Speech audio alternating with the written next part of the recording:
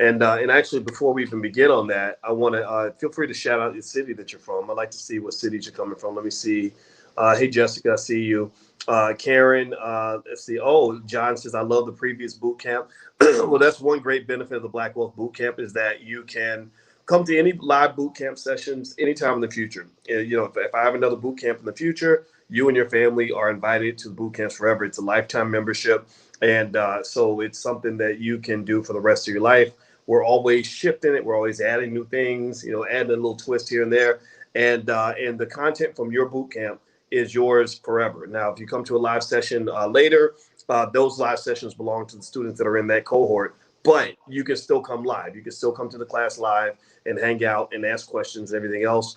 And so I see Houston, Spartanburg, South Carolina, Rico, Kashif out of Brooklyn, Jessica, St. Louis, Daphne out of Alabama, Marie from Chicago, Darnell out of Houston. All right, Kathy, first time. Hello from Baltimore. Hello, Kathy. So good to see you. Chanel is in the chat. Chanel, just put a little welcome message in there. Chanel is the resident superstar. She is the awesome person that makes all this work. She's the one that it can answer your questions, get you what you need, make sure you're well taken care of, all that good stuff. We want to, in the Black Business School, make sure that you're 100% happy. The reason we created the Black Business School and the Black Wealth Bootcamp was basically because you guys know my background, and I'll share a little bit of it with you, but I won't bore you with that. But I've been a college professor for a long time. I taught my first college class in 1993, believe it or not. That's a long time ago. I know some of y'all might not even been born then. And I was 22 years old, and half my students were older than me. That's how long ago it was. And so since that time, I've learned a lot. I figured out a lot of things about finance and about wealth. I figured out where the treasure is buried, where the secrets are, how to explain complex ideas in a very simple way, how to mass produce the ideology that we need as a community in order for us to grow.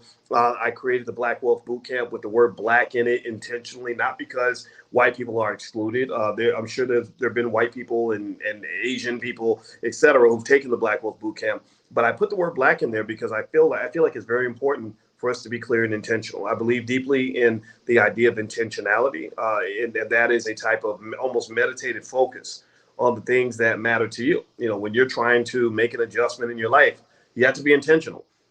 Success does not happen by accident. You don't sort of wander down the street and bump into millionaire status. You don't sort of wander into greatness. You have to like a rocket. In order for a rocket to try to leave the Earth, right? You got to understand there is a ton of force pushing that rocket down, and the higher it goes, the more the force pushes it down. And so a rocket has to be intentional about trying to leave the gravitational pull of the Earth. If the rocket's not intentional, if the rocket's distracted, or if the rocket's wiggly or flimsy, then what's going to happen? What's going to happen to the rocket?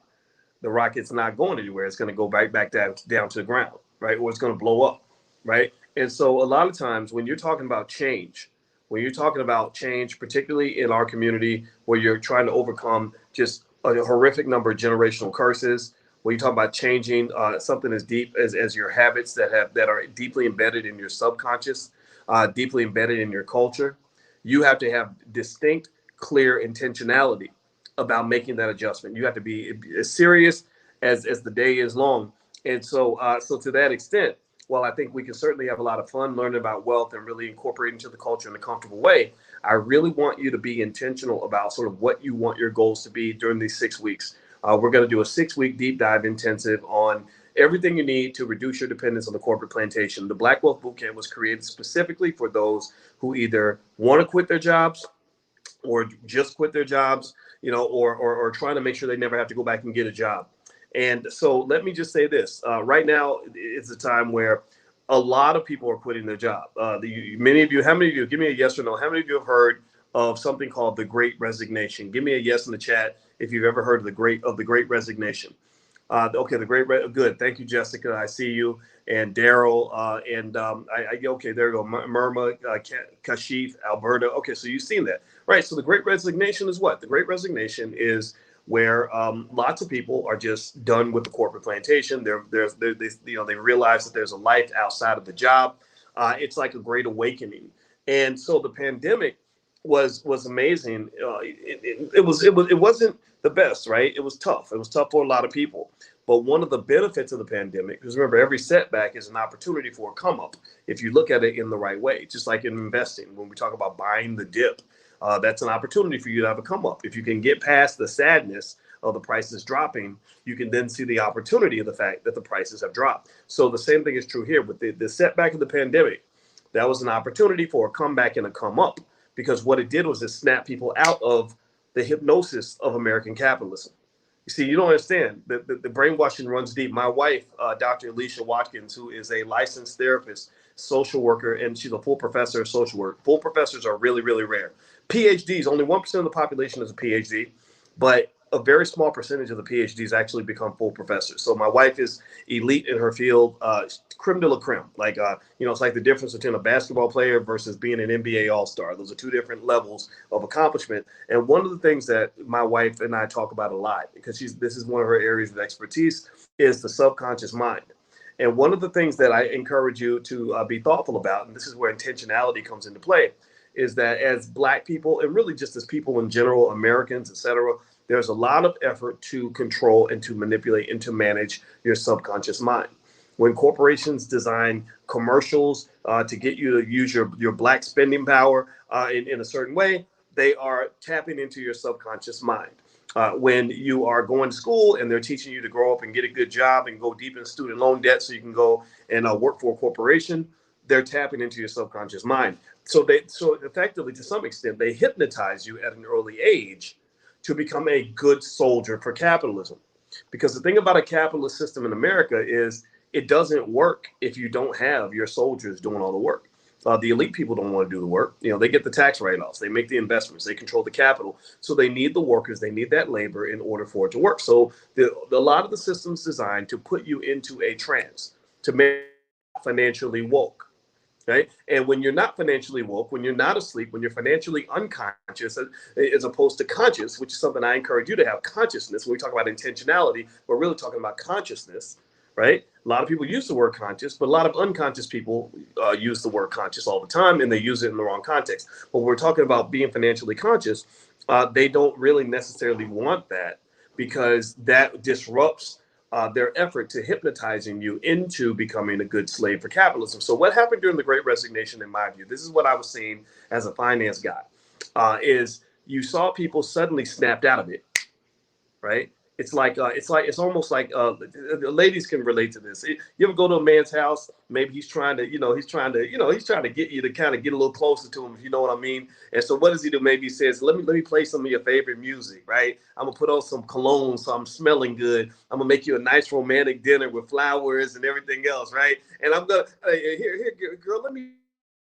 Right. You know what I'm talking about. Y'all know what it is, right? We're grown-ups here, right? And then let's say something weird happens, like something blows up, or his girlfriend calls, or the kids come in the room. What happens? You snap out of it. You suddenly are like awake again. Your consciousness is back, and you're like, wait a minute, I'm not. It's like ripping the needle off the record player. You know what I mean? Like you're like, whoa, wait a minute, what's going on? Whoa, no, I'm not. No, we're not doing this, right? So ultimately, to some extent, the pandemic was kind of the great economic awakening, where millions of people were snapped out of the trance of American capitalism. You were snapped out of the rut. The rut is get up, go to work, come home, go to bed. Get up, go to work, come home, go to bed. Get up, go to work, come home, go to bed. I spend 5 days of the week working my butt off so that I can be free on the weekend. So I can have 2 days off at the end of the week, in the whole week, and I'm gonna drink myself into the ground because I'm so depressed about the fact that I got to go back to work on Monday. And who told you that you have to go to work on Monday and be there for 8 hours a day? No, nobody told you that explicitly. They just subtly told you that. They told you that's what everybody does. Right? You didn't. It wasn't as if you decided, oh, well, this makes sense. I think I'm going to go spend more time with my job than I spend with my kids. Like, you didn't decide that. That wasn't a conscious choice. You were just kind of, grandfathered into the system, right? Nobody told you that. Think about this, right? You work for the whole year and then for 2 weeks off. 50 weeks belong to the plantation. 2 weeks belong to you. You get 2 weeks off a year. Who told you that? Who told you that that's the way it's supposed to be? Nobody did. You just were brought into that system. There was just sort of this like a very subtle, like, okay, well, I guess that's what everybody does. Well, you remember, a lot of this system was designed, the people that designed the system were extremely intentional about what they wanted you to believe was the norm. When the Industrial Revolution came along in the United States, they were very intentional in saying we need more people to commit to this system so that we can grow the economy, grow wealth.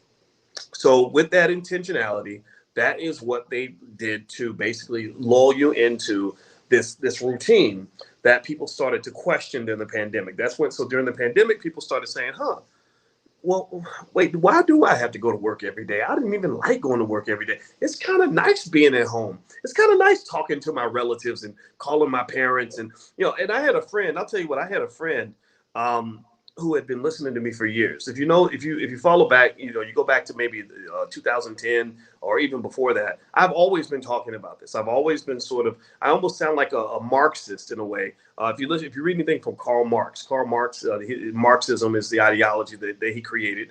And one of the things he criticized capitalism for is the fact that it eats up your life. That if you're overly committed to the corporate plantation, it literally eats into your life. So let's do the math, right? You spend 40 hours a week at work over 50 weeks during the year. That's 2,000 hours a year. Over a decade, times 2,000 times 10, that's 20,000 hours. So that means if you work 40 years, that's 80,000 hours, but most of us work 50 years or more. So that's 100,000 hours, 100,000 hours that you have spent dedicating your time to building a business for somebody else. 100,000 hours you spent doing something other than living your life and enjoying your life. Right? If you think that sounds like slavery, it's because it probably is. Because when and you don't really escape it just because you went to college and all that, because what the student loans do is that put you into a deeper form of slavery. So if you ask a lot of people like, hey, well, why don't you just quit that job? If you hate the job so much, why don't you quit it? Well, what do they say? Well, they say, I can't.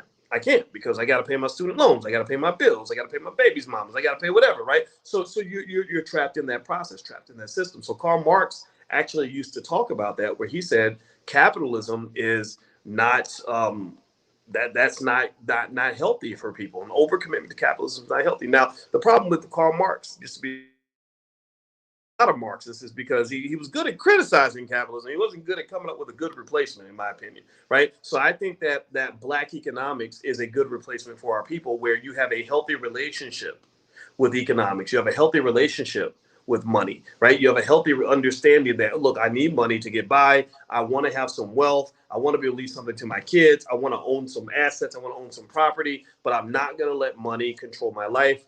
I will never, ever believe that spending more time with my boss is more important than spending time with my children. I'm never going to let anybody talk me into that. I'm also never going to let anybody talk me into this idea that, I don't know, being a corporate executive is more important than, say, I don't know, being a mother. Right? They even did that. A lot of people felt that even feminism was manipulated to sort of say, okay, let's convince women that if you stay home, if you're a woman that wants to take care of your kids, well, something's wrong with you. You're not you're not a strong woman, right? Because you're supposed to be in the factory. You're supposed to leave your kids with the babysitter.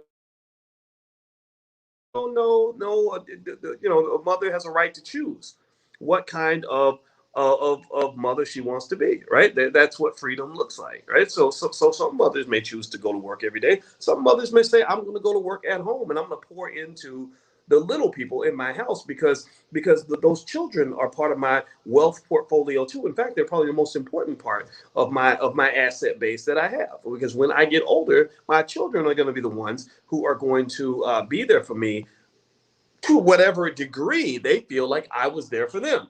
So if I'm off working and conquering the world and kids don't know who mama is or they don't know who daddy is, well, when mom and daddy get older and they're in the old folks home, the kids are going to forget you then too. Right? When the tables get turned, the kids are going to remember every single hour that you did or did not spend with them when they were little. And if you neglected them because you were all busy climbing the corporate ladder, well, guess what? When you get older and you need them, they're going to say, I'm sorry, I'm busy climbing the corporate ladder just like you did. That's another generational curse that's out there, just in case you want to know. So now to me is a great time to walk away from all of that.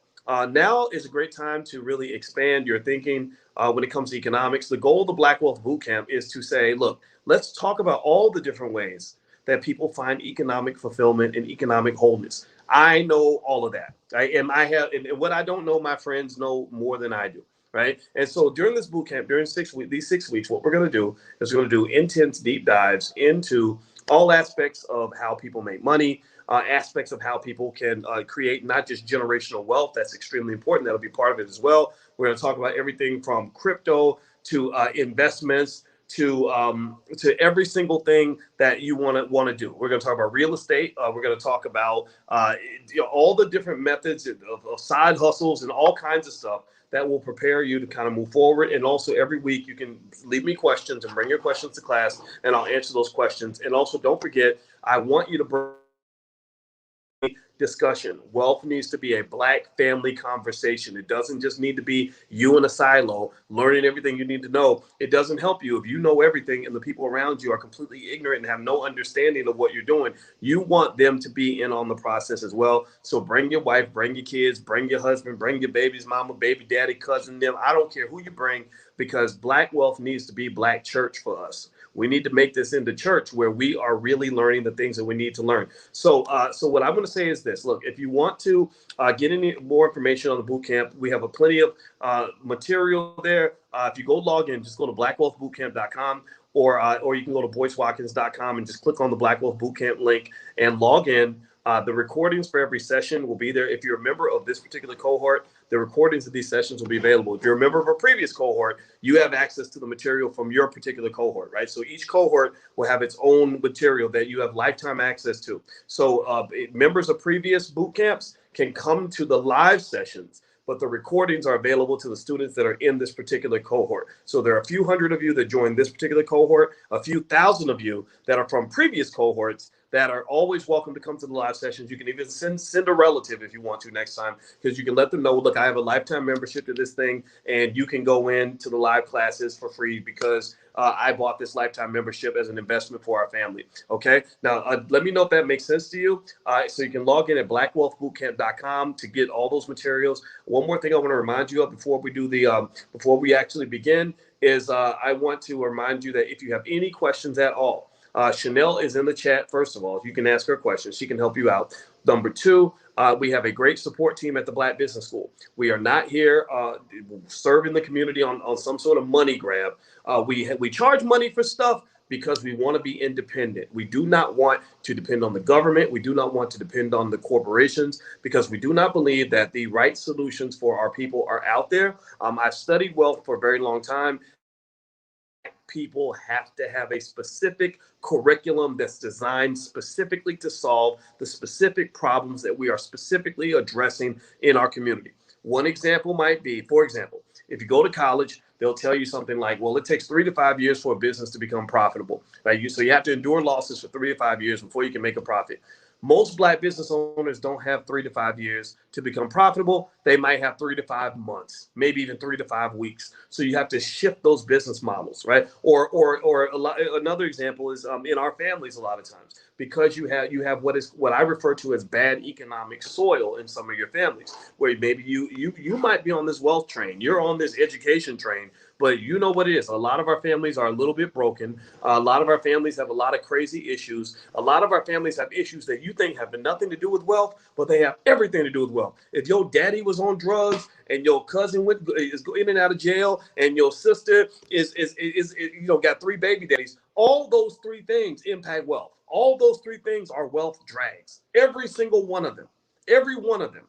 It drains, as collectively, it drains trillions out of the Black community. But specifically for your family, finding a way to get a grip on some of those things is really vital to you being able to build wealth.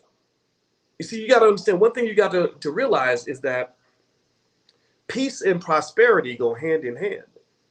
So when you have peace, then you have a chance to build. But when you have chaos, well, it's damn near impossible to build in the middle of chaos.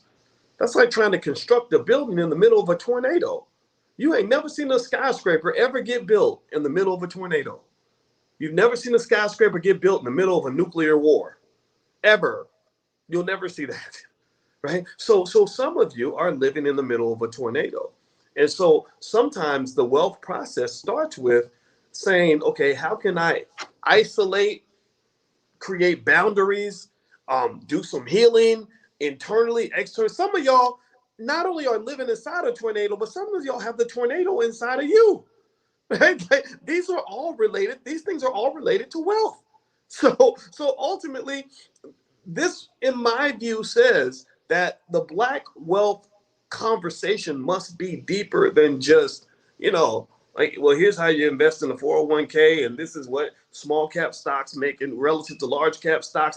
I can tell you all of that. I can talk to you about the relationship between, between the Federal Reserve's, rate hikes and the inflation levels and the 10-year bond yields and what that does to, to your tax exempt status. And I can talk about all that. But none of that matters if you're not showing up prepared to implement and execute the things that we discuss. Right? So the thing about wealth is so related to family, it is so related to environment, it is so related to your mindset that we have to all address all of that in a holistic fashion, and we must address it in a way that to allow you to get the things that you need. Okay, so I'm going to go ahead and do a survey, and I'm going to ask you guys three quick questions in class. One is, have you ever taken a Dr. Boyce class? Number two will be, have you ever taken a class in the Black Business School? The third question is, have you quit your job yet? So I'm launching the survey now. And just as a reminder, if you log in at blackwealthbootcamp.com, that's blackwealthbootcamp.com. That's where you can get all the materials from the boot camp, see all the lectures, all the slides, everything will be in there. So feel free to go there and log in if you'd like to take